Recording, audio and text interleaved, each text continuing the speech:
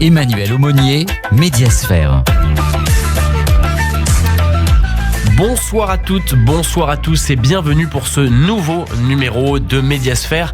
J'ai le plaisir de recevoir Frédéric Dabi qui est le directeur général opinion de l'IFOP. Bonsoir Frédéric Dabi. Bonsoir Emmanuel. Vous occupez donc des sondages politiques notamment, et on va tenter de mieux comprendre durant cette émission la fabrique justement des sondages, leur impact à la fois sur la démocratie, sur l'opinion publique aussi, et puis sur les élections en ce moment. C'est quand même la période. Les sondages, ils sont nés à la fin des années 30 aux États-Unis.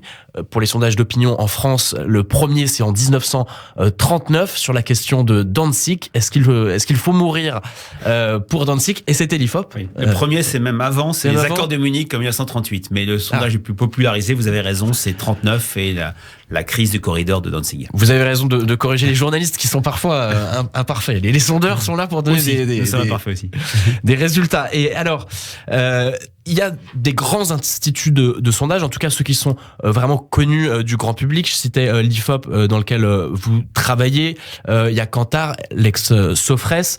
Il y a Ipsos, il y a BVA. Et en fait, c'est marrant parce que ces instituts sont surtout connus pour la partie émergée de l'iceberg, c'est-à-dire les départements opinion dont vous vous occupez. Comment vous expliquez cela? Alors oui, il y a une double partie émergée de l'iceberg. D'abord, les sondages, pour la plupart du temps, ne sont pas publiés, ils sont confidentiels. Donc en gros, il y a 3/4 des sondages d'opinion qui ne sont pas publiés. L'IFOP est l'institut qui publie le plus d'enquêtes, mais ce n'est pas l'essentiel de notre activité, loin de là. Et l'autre partie émergée, donc première partie, c'est publication, non publication, et quand c'est confidentiel, ça ne sort pas, sauf si le commanditaire le souhaite. Et l'autre partie émergée, c'est la segmentation, études d'opinion, études politiques et études marketing. Bien évidemment, les études marketing pour des grandes marques, pour le domaine du luxe, de la beauté, de la grande consommation, ne sont quasiment jamais publiées. Mais ces études d'opinion et ces études marketing ont un point commun. Oui. C'est d'abord donner une information à un commanditaire et aux Français quand le sondage est publié, et être pour les décisionnaires, pour les commanditaires, une aide à la décision. Et est-ce qu'il y a une porosité au sein des instituts de sondage, justement, entre ces activités marketing et opinion? C'est-à-dire, est-ce que Frédéric Dabi, demain, il peut s'occuper plus du département marketing et inversement? Clairement non. Le marketing, c'est pas du tout mon domaine, et il y a vraiment... c'est le même métier, mais c'est vraiment deux thématiques extrêmement différentes. Il est arrivé que des chargés d'études passent de l'opinion au marketing, du marketing à l'opinion, mais la plupart du temps, c'est vraiment deux mondes à part. Alors, les sondeurs, on remarque qu'ils ont beaucoup fait de sciences humaines. En général, pourtant il faut faire aussi des statistiques, j'imagine. Quelle est la formation un peu type du sondeur? Quelles études il faut avoir fait? Pour les enquêtes d'opinion, c'est plutôt un 3e cycle de communication, les IEP, Sciences Po, les masters à l'université. Ce qui est intéressant, c'est que jusqu'à quelques années, on se formait sur le tard, c'est-à-dire qu'il n'y avait pas de voie royale, si je puis dire, vers ces métiers. Maintenant, il y a quelques masters, un qui est à Montpellier, l'autre qui est à Grenoble, le master Progis, qui forment aux techniques de sondage et aux enquêtes d'opinion ou aux enquêtes marketing. Mais la plupart du temps, puisque comme vous le dites, ça mobilise plusieurs types de connaissances, les sciences humaines, l'histoire, la communication, la statistique, même si nous ne sommes pas statisticiens, nous servons des statistiques, notamment celles de l'INSEE, pour construire nos échantillons représentatifs, c'est le mot-clé, mais nous ne sommes pas la plupart du temps statisticiens. C'est également des métiers différents. Le terme de média, il est utilisé pour qualifier tout moyen de distribution, de diffusion ou de communication, que ce soit interpersonnel ou de masse, par l'intermédiaire évidemment de messages qui vont transmettre une information. Est-ce que, à l'écoute de cette définition, on peut dire que l'institut de sondage peut être qualifié de média ou non? Clairement oui. En écoutant votre définition très précise, je parle des sondages d'opinion, je parle des sondages publiés, c'est cette double segmentation dont on parlait au début de notre échange. Quand un sondage est publié, il devient pour moi une forme de média. Pourquoi ? Parce que il contient des informations porté à la connaissance de l'ensemble des Français. Si on prend notre dernier sondage publié, une intention de vote IFOP fiduciale pour une radio, Sud Radio, on a un rapport de force électorale, ou l'enquête IFOP JDD publiée dimanche sur la popularité présidentielle, c'est une information. En outre, les instituts on pourra les critiquer, et j'espère qu'on aura un échange sur ces questions de critique et de limite des sondages, mais il y a une vertu, c'est que tout sondage publié fait l'objet d'une diffusion totale de la part de l'Institut. C'est-à-dire que les résultats du sondage, mais pas seulement, la méthodologie, le moment où l'enquête a été faite, les ventilations, c'est-à-dire que donnent les réponses auprès des jeunes, des moins jeunes, des femmes, des hommes, des gens de gauche, des gens de droite, sont mis en ligne sur le site des instituts.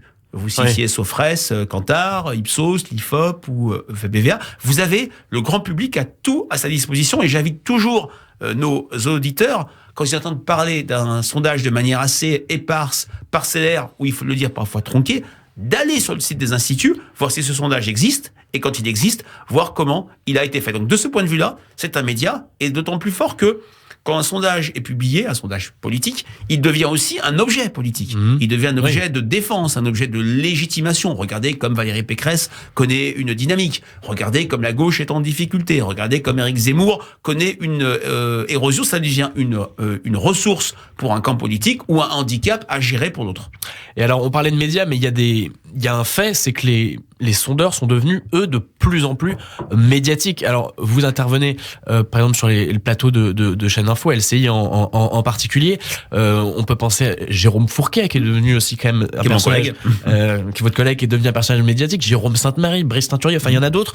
Et cette particularité à commenter du coup sur les plateaux télé ou dans la presse vos propres sondages, est-ce qu'elle est nouvelle? Est-ce que les sondeurs ont toujours été médiatiques, ou est-ce que c'est un phénomène lié aux chaînes info? Alors, il y a toujours eu des sondeurs qui sont venus défendre leur production, commenter, apporter des éléments d'analyse. Je veux citer en premier mon ami, voire mon maître, Jérôme Jaffré, qui, on se souvient peut-être pour nos auditeurs les plus anciens, commenter les soirées électorales sur TF1, analyser la prestation d'un homme politique ou d'une femme politique, aller dans la célébrissime et belle émission L'heure de vérité. Donc ça a été un sondeur médiatique. On peut même trouver des vidéos d'archives où Pierre Veil, le fondateur de la Sofres, venait commenter également les soirées électorales. Donc c'est pas un phénomène nouveau, c'est vrai. Et moi, à titre personnel, je l'ai vu ces 10 dernières années, que ce phénomène a été accéléré, amplifié par la multiplication des canaux d'information. Chaîne info, chaîne du câble, chaîne parlementaire. Donc c'est vrai que, à titre personnel, et c'est le cas des confrères que vous avez cités, nous sommes très souvent sollicités. C'est ce que je fais ce soir devant vous, avec beaucoup de plaisir. Et c'est vrai qu'on a aussi un équilibre à trouver, un arbitrage entre notre travail qui nous prend du temps, c'est-à-dire produire des enquêtes, conseiller des commanditaires politiques, économiques ou autres, et passer du temps pour défendre notre métier, ça arrive dans cette période un petit peu troublée, et surtout commenter, analyser les résultats. Mais je peux vous assurer qu'à titre personnel, je n'appelle jamais une chaîne info pour dire je viendrai bien vous voir. Je suis à chaque fois sollicité. Bien sûr. Mais est-ce que c'est pas aussi dû au fait que les hommes politiques, comme les journalistes, sont parfois de plus en plus paresseux? Je m'explique. Ils vont faire appel à vous pour commenter votre propre sondage, alors qu'ils pourraient simplement en discutant avec vous ou en l'épluchant, comme vous venez de dire, le faire à votre place. Idem pour les politiques, qui vont parfois mener des politiques, proposer des réformes en fonction de sondages que vous aurez diligentés sur, je sais pas, le chômage, enfin des thèmes importants, quoi. Il y a deux choses différentes. Les journalistes, ça fait partie de notre travail. Quand un média nous commente un sondage, on le commente avec le journaliste qui écrit son papier. Il y a énormément de journalistes qui connaissent très bien les enquêtes d'opinion. Par exemple, Christophe Barbier qui est sur votre radio, Bruno Jeudi, Guillaume Tabar, qui ont une vraie connaissance d'opinion publique. D'autres sont plus novices, et notre travail, c'est de leur donner des clés d'analyse et de compréhension de tel ou tel sondage. C'est difficile à décrypter, justement, quand on n'est pas habitué? Non, c'est pas si difficile que ça. Quand on n'est pas en fait habitué, la masse de chiffres, l'intérêt d'une question, faire parler un pourcentage. Il y a des 80% qui peuvent être des résultats qui sont pas si bons que ça, et des 40% quand on est sur une question compliquée, qui peuvent être un résultat encourageant pour un homme politique, pour une entreprise, pour une institution. Et de l'autre côté, il y a les politiques. Alors moi, il y a souvent une vision caricaturale des politiques. j'ai rarement rencontré un politique qui était obsédé par les sondages et qui prenait toutes ses décisions par rapport aux enquêtes d'opinion. Et de la même manière, à l'inverse, j'ai très rarement rencontré un politique totalement hermétique qui n'en commandait jamais. C'est plutôt un juste milieu. C'est ce que je disais au début de notre échange, Emmanuel. Le sondage, c'est une aide à la décision. Un politique, prenons un parti politique qui doit investir des candidats dans Mais est-ce que ça empêche pas, comme le disait Jacques Sarvan-Schreiber, il disait les sondages, ça empêche de réfléchir. Alors, on peut très bien réfléchir et faire des sondages. On peut très bien, pour des journalistes, faire du terrain et ne pas rester derrière un compte Twitter et faire des enquêtes. L'un n'empêche pas l'autre. J'ai donné l'exemple d'un parti politique qui veut investir des candidats dans des circonscriptions. Il va avoir toute une série de critères de choix et le sondage est un critère supplémentaire. Le danger, c'est quand le sondage devient le seul critère et c'est malgré tout rarement le cas.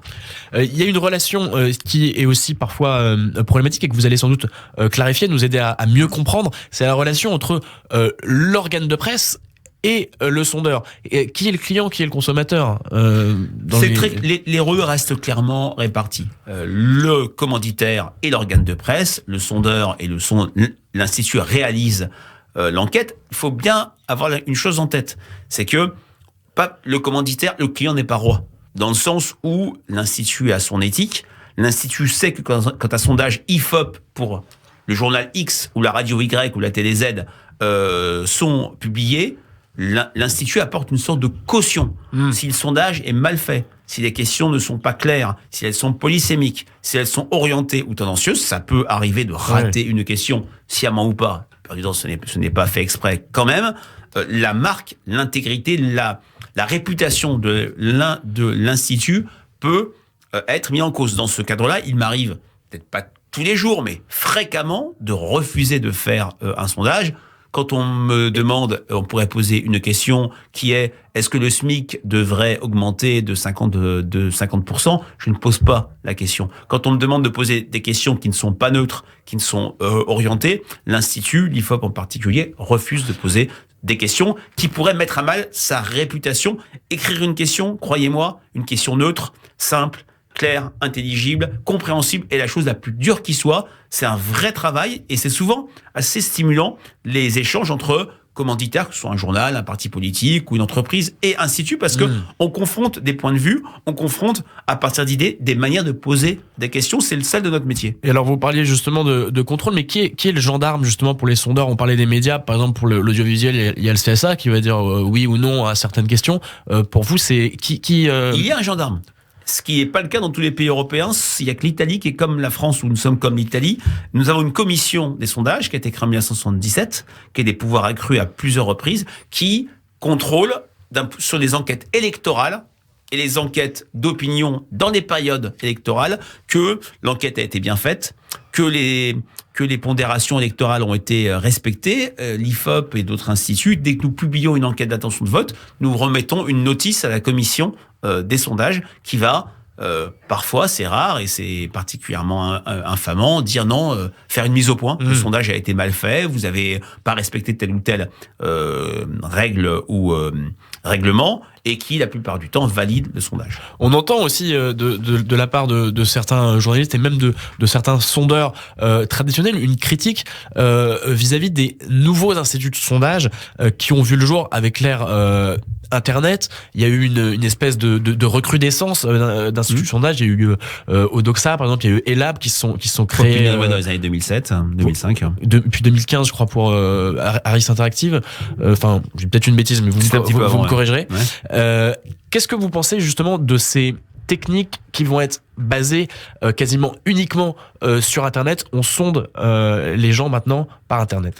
Merci de me poser cette question qui me permet de dissiper des malentendus et des fantasmes. Alors, il y a des instituts anciens, l'IFOP a le privilège de l'âge, on a fêté en 2018 nos 80 ans, donc il y a un côté pionnier pour l'IFOP, premier sondage, vous le citiez, première intention de vote, première estimation, c'est l'IFOP qui annonce le ballotage du général de Gaulle en 1965. Je n'y étais pas, mais c'est l'histoire de l'IFOP. Et c'est vrai qu'il y a eu des acteurs nouveaux. Il y en a encore, il n'y a aucun problème avec ces acteurs. À chaque élection, il y en a qui se créent. Hein. Oui, c'est vrai que oui, on parle d'un institut qui s'appelle Cluster, qui a créé Cluster 17, qui a fait des enquêtes là pour 2022. Mais la question des enquêtes par Internet des enquêtes en ligne sont extrêmement fantasmées. L'IFOP, ça fait très longtemps, depuis les années 2005-2006, que nous réalisons des enquêtes en ligne. On n'en fait pas systématiquement. Pour des enquêtes, pour des collectivités locales, ça reste du téléphone.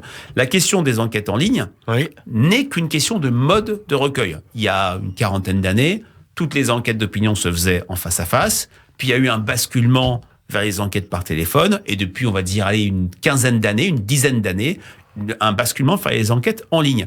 Je trouve que la focalisation sur les enquêtes en ligne est plutôt, je dirais pas malhonnête, mais procède d'un contresens. Bien sûr, on peut regarder ces enquêtes. Quel est ce contresens ? Ce contresens, c'est qu'on se polarise sur le mode de recueil d'une enquête, d'une information, alors que la clé d'un sondage réussi, d'un sondage bien fait, d'un sondage rigoureux, c'est l'échantillonnage. Que les quotas soient bien respectés, qu'on ne reste pas sur des petits quotas, sexe, âge, profession, mais qu'on aille sur la région, la catégorie d'agglomération, le niveau de diplôme, pour avoir des personnes qui, on le sait, n'aiment pas répondre aux enquêtes d'opinion. Les enquêtes en ligne ne sont qu'un mode de recueil. Il y a eu un article dans Le Monde très partial qui a essayé de montrer que ces enquêtes n'étaient pas rigoureuses. C'est bien sûr faux. J'ai proposé à l'auteur de cet article un débat qu'il a pour l'instant refusé, puisque les moyens de contrôle qu'on utilisait au téléphone, que l'enquête a été bien faite, que la personne ait bien répondu, on a également des moyens de contrôle par Internet. Et quand on dit par Internet, on peut multiplier les profils, oui, c'est possible, mais finalement répondre à une enquête de manière multiple n'est pas possible, puisqu'il y a déjà la barrière de l'adresse IP. Je regrette que dans cet article qui a fait beaucoup de bruit, dans la fabrique opaque des sondages, il n'ait pas été précisé que la sursollicitation n'est pas possible dans tous les panels, parce que certains, comme celui avec lequel l'IFOP travaille, est le plus grand de France, avec presque 1 800 000 personnes, je crois. Et la question de l'adresse IP permet de mettre un barrage sur les personnes qui disent je vais répondre à énormément d'enquêtes pour gagner de l'argent. On ne gagne pas d'argent ou très peu d'argent avec ce type d'enquête. Alors justement là-dessus, c'est une des critiques qui est faite à comment est-ce qu'on recrute des sondés, et est-ce que ceux-ci sont volontaires, est-ce que ceux-ci sont payés, et force est de constater qu'il y en a quand même qui ont cette motivation financière. Moi, je me suis quand même baladé sur des forums pour préparer cette émission, et j'ai pu regarder certains qui s'échangent des informations pour essayer de multiplier les sondages auxquels ils vont participer, les instituts de sondage dans lesquels ils vont être dans la liste mail. Et alors, certes, ce sont des sommes qui sont minimes. On parle pas on parle même pas de centaines d'euros. Mais même pas d'euros. Mais en accumulant, on voit qu'il y a quand même une motivation financière. Deux choses. D'abord, sur le principe de répondre à une enquête, le côté volontaire. C'est la force et la limite de toute enquête d'opinion, qu'elle soit faite par le passé en face à face, par téléphone ou en ligne. Vous pouvez répondre ou ne pas répondre. Il n'y a pas de réponse ou d'enquête obligatoire. Donc, en face à face, les gens claquaient la porte devant le nez de l'enquêteur. Au téléphone, on disait j'ai pas le temps, même si les gens aiment bien répondre aux enquêtes. La plupart du temps, on est un peuple politique en France et les questions d'opinion ça crée du lien aussi. Intéressent. Et exactement, Internet, c'est pareil. Et quand vous parlez de ces forums, d'une part, comme je vous le disais, le dédommagement pour le temps passé est extrêmement modique. Pour 10 minutes de questionnaire dans les enquêtes IFOP avec notre panel Bilandi, c'est une vingtaine de centimes d'euros. Donc il faut vraiment faire beaucoup. Quand on sait à quel niveau est le SMIC horaire, on est tellement bas, on est sur une logique de dédommagement. Surtout ceux qui, et j'en appelle à vous dire qui disent oui, je vais répondre à énormément de panels, je vais m'inscrire dans beaucoup de panels pour répondre à des enquêtes. Il y a énormément de filtres. Ils peuvent recevoir un lien et répondre. C'est pas toujours le cas. Et surtout, ceux qui répondent trop rapidement, ceux qui répondent n'importe quoi, ceux qui ne respectent pas des critères de cohérence. On donne un âge et quand on donne son année de naissance, on voit que c'est pas le même âge. Il y a énormément de filtres qui finalement bloquent la participation. Et pour notre panel Bilandi, on peut répondre seulement à 3 enquêtes dans le mois, ce qui fait, en termes de gains financiers, au maximum 1 ou 2 euros par mois. Je ne pense pas qu'on puisse vivre avec une somme pareille. J'espère pas. Alors Jérôme Jaffray, vous en parliez tout à l'heure, donc politologue et ancien sondeur. Oui.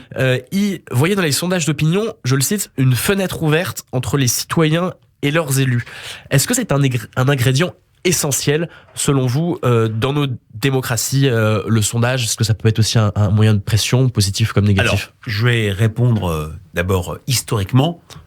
Le sondage d'opinion, prenons le sondage électoral, est consubstantiel au régime démocratique. Pas d'institut de sondage ayant pignon sur rue dans des régimes autoritaires. Vous citiez l'histoire de l'IFOP, créé en 1938. Après la défaite de juin 40, une des premières décisions des autorités d'occupation à Paris, c'est fermer l'IFOP, qui ferme pendant 4 ans et qui rouvre en août 44. Et d'ailleurs, c'est une histoire très très émouvante. C'est une enquête faite dans les rues de Paris à peine libérées, qui a eu lieu en août 44, et une partie du terrain a été faite avant la libération totale de Paris. Donc, pas d'institut de sondage en Union soviétique, dans les pays de l'Est, pas d'institut de sondage dans les pays autoritaires d'Amérique du Sud. On a vu il y a pas très longtemps une élection en Tunisie où les sondages ont été interdits. Donc voilà, on peut critiquer les enquêtes, mais quand certains disent de manière très exagérée que ils affaiblissent et sont un mal pour la démocratie, c'est au contraire. Pas de sondage dans les régimes autoritaires, et avec l'histoire française, la légitimation que les sondages ont eu dans les années 60, 70 et 80, on parlera des erreurs, entre guillemets, des sondages, il y a un lien très fort entre enquête d'opinion et débat démocratique. Maintenant, c'est vrai, se pose la question de l'influence des sondages. Est-ce qu'un sondage qui va donner tel ou tel candidat ou candidate très haut au débat influence les résultats? Est-ce que ça fait grossir? Est-ce que ça fait diminuer? Alors, je vais faire court pour pas être ça influence forcément. Ça influence forcément. Forcément, oui. 2 éléments de réponse.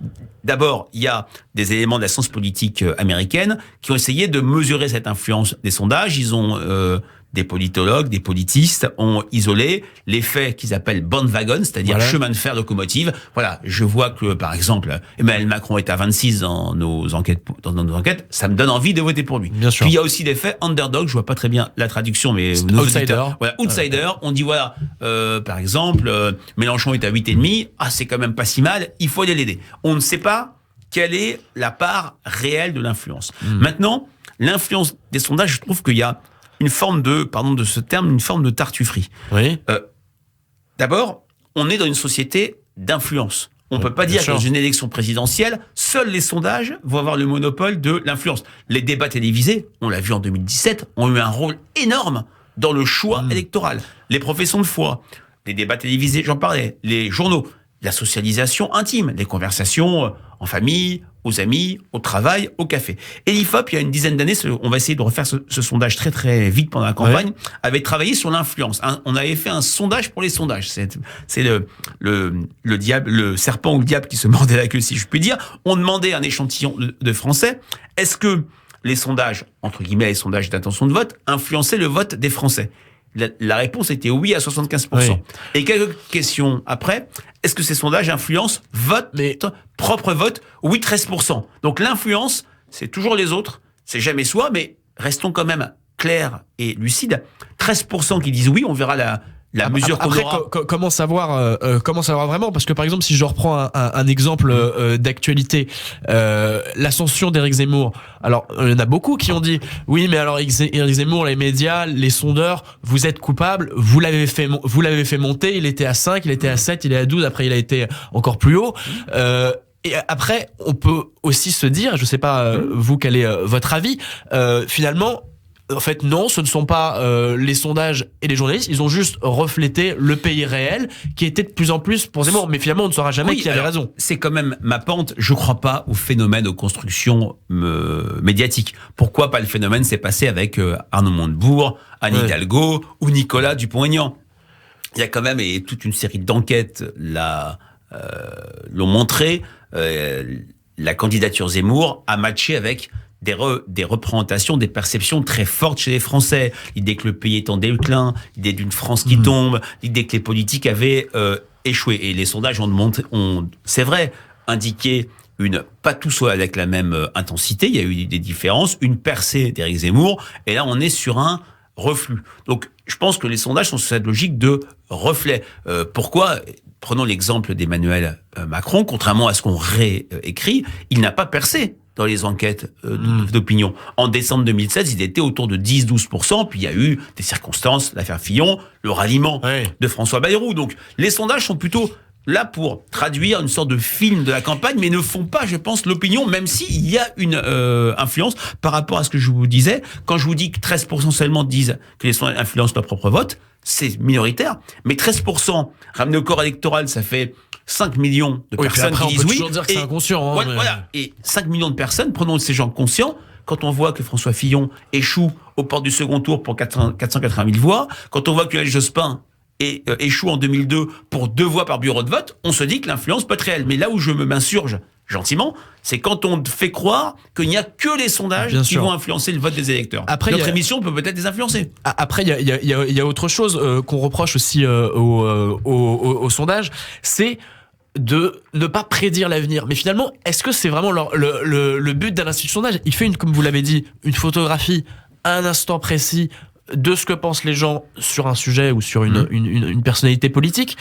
Et après, est-ce que ça peut pas tout simplement être les gens qui se trompent ou qui changent d'avis ? Je veux dire, Emmanuel, ça fait maintenant 12 ans que sur tous les rapports de l'IFOP, les rapports je veux dire, l'institut de sondage peut avoir raison en se trompant un jour avant. Il peut avoir raison, mais il avait raison un jour avant. Mais nous disons systématiquement qu'un sondage électoral est une indication à l'instant T des rapports de force électorale. En aucun cas, il constitue un pronostic, une prophétie, ou après c'est aux journalistes d'interpréter effectivement une sorte d'anticipation du vote. C'est vrai que plus on fait des sondages près du vote et plus normalement, quand l'abstention n'est pas trop forte, quand les choses ont été bien faites, on n'est pas loin du résultat. Ça n'a pas été le cas aux élections régionales du fait de l'abstention si forte. Les institutions ont bien travaillé, l'IFOP a bien travaillé dans les régions où le RN était faible, la Corse et l'Île-de-France, mais on ne fait que réperter... Récemment, ça n'a pas été le cas pour Ciotti encore, ou Fillon. Je vous arrête tout de suite. Il n'y a pas eu ce qui est complètement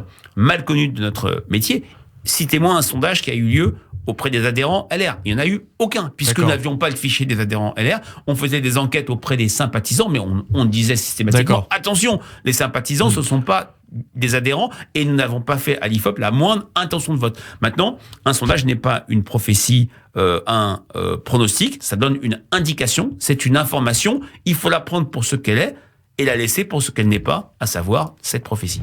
Et alors, vous parlez de sympathie. Moi, j'avais regardé un sondage IFOP sur les Gilets jaunes. Je sais plus de quelle année il datait exactement. 2018 sans doute, ou 2019. Et je trouvais que justement, il y avait parfois des biais dans les questions. C'est-à-dire qu'on disait, est-ce que vous avez de la sympathie pour les Gilets jaunes ?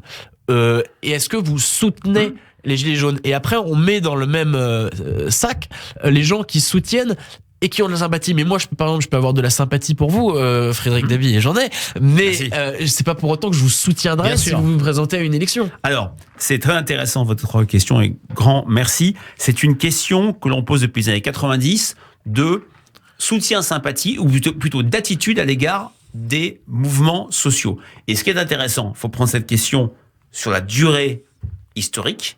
C'est vrai que nous faisons un total jugement positif, soutien et sympathie, mais bien sûr, comme vous le dites, on le dit dans notre commentaire, soutien et sympathie sont deux choses différentes. De la même manière, on met rejet et antipathie. Ce ne sont pas la même chose. Mais ce qui était très intéressant pendant ce mouvement des Gilets jaunes, et là les enquêtes de l'IFOP et les analyses de l'IFOP, celles que j'ai faites, ou vous citiez celle de Jérôme Fourquet, on a montré qu'on était sur un mouvement où il y a une sorte de dissociation entre les actes de violence commises en marge de ce mouvement et une sympathie qui est restée à un niveau élevé, même si l'historique sur cette question montrait qu'on était à un niveau de jugement positif très très en deçà de mouvements d'infirmières, de profs, de mouvements contre la réforme des retraites de 2010, etc. Ça aussi, un sondage, il faut toujours le prendre dans une historicité, et le fait de reposer des batteries de questions permet d'inscrire un sondage dans son temps et pas le prendre comme un élément d'actualité coupé de son passé et de son présent.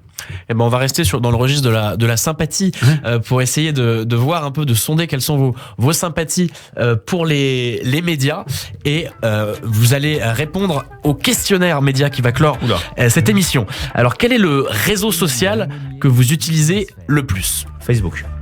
La chaîne de télévision que vous regardez le plus ? Je vais dire LCI et Arte. RT France. Arte. Non, j'ai été un peu surpris. LCI et Arte. La station de radio que vous écoutez le plus ? Chante France. Chante France. Vous Les êtes souvent dans nostalgies. votre voiture alors. Voilà. Votre podcast favori? Si vous en avez un. Oui, j'en ai un. L'émission de Florent Delorme sur France Culture, Culture Monde. Le dernier. Je fais de la pub, c'est à 11h, c'est remarquable. On écoutera. Le dernier film que vous avez vu au cinéma, donc dans une salle. J'ai vu De son vivant, un film terrible avec Catherine Deneuve et Benoît Magimel sur le cancer. La publicité qui vous a le plus marqué? Belle des Champs. Belle des Champs. Dans les années 70, 80 même. D'accord. La dernière série que vous avez terminée? Oula. Une mini-série sur Canal sur l'affaire Ranucci et l'affaire Marie-Dolores Rambla. D'accord. Et ça s'appelle? Ça s'appelait Marie-Dolores. C'est un documentaire. C'est voilà. Sinon, j'ai revu Prison Break il n'y a pas longtemps. Voilà. C'est vieux, ça. C'est maintenant. vieux, mais j'ai revu la saison 1. Votre journal papier ou magazine, quel est le support papier sur Le lequel vous JDD. informez le plus? Le JDD, c'est mon journal depuis 25 ans. Je travaille avec eux, puis je préfère l'avoir en papier que sur tablette. Le dernier livre que vous ayez lu? Un livre un livre d'histoire qui s'appelle Barbarossa. D'accord. Sur l'opération, donc. Barbarossa, du plus grand historien français et même européen sur ce conflit terrible, qui s'appelle Jean Lopez. L'application que vous allez consulter sur votre téléphone portable pour vous dire qu'est-ce que j'ai raté là pendant cette demi-heure? On va dire Le Monde Le Monde et Le Figaro. Et est-ce que, on va vous demander de prédire l'avenir pour la dernière question, le média que vous voyez disparaître le plus vite? Aucun. Aucun? Mais tous les médias ont leur place. Bon, bah on est rassurés alors. C'est la fin de cette émission. Merci à vous de l'avoir suivi. Merci à vous, Frédéric Dabi, d'avoir été avec nous. Je rappelle que vous allez être l'auteur d'un ouvrage en septembre dernier qui analyse et tente de comprendre la jeunesse d'aujourd'hui. Pourquoi elle fait sécession également. Ça s'intitule La Fracture et c'est paru aux éditions des Arènes en septembre dernier. Moi, je vous donne rendez-vous pour le prochain numéro avec Daniel Schneiderman qui fait sécession aussi à sa manière dans les médias. En tout cas, excellente semaine à vous et bonne soirée à l'écoute de Radio J. Bonsoir.